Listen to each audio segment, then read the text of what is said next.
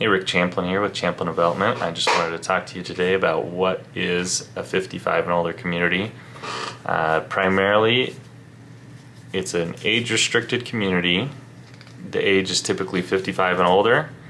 That age is chosen because of the Housing for Older Persons Act, which is a part of the Fair Housing Act, allowing a community to be marketed and restricted based on age, which is typically a protected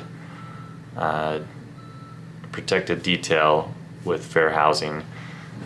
So 55 and older, the Fair Housing Act requires 80% compliance with that age restriction. So at least one person in each household needs to meet that requirement.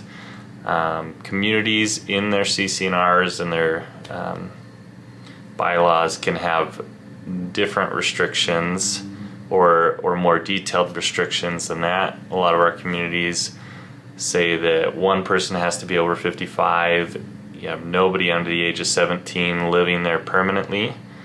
And then we do allow guests to stay for up to 14 days in a 30-day period. So this doesn't mean your grandkids can't come visit you. They can still visit. There are just restrictions with how long they can stay.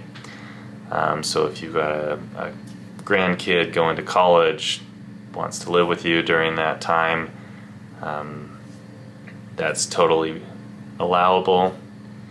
But that is something to look into when you're looking at an age-restricted or a 55 and older community, active adult community, a number of different names for it.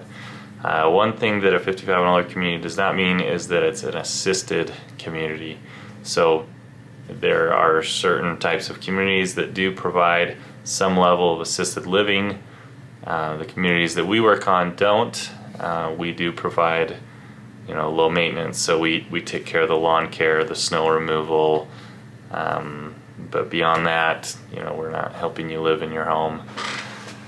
So another thing you want to look into when you're looking for an active adult community is the location. Location is really important. Most people want to move close to family. Outside of family, they're looking for central locations for shopping, for medical care, for different amenities like a gym or something like that. So location is important for most customers. The other thing to look into with the community, as far as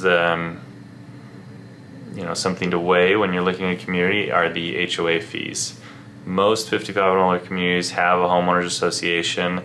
The fees are typically based on the amount of amenities that community has.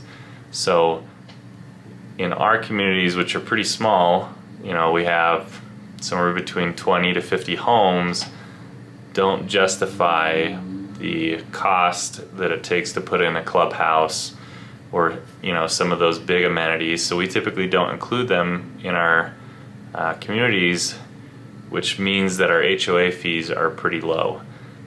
So a lot of our communities have been around $70 a month. We have some other communities coming up that are going to be higher than that, but that's because they include more things like city utilities, water, sewer, garbage. But that's definitely something to look into. What are the HOA fees? Are they going to go up? Are they, stabilized? And with new construction, it's difficult to understand, where those are going to end up. We have a good advantage based on past communities, being able to look at those and how they perform. But those are some things you want to think about when you're looking at a 55 and older community.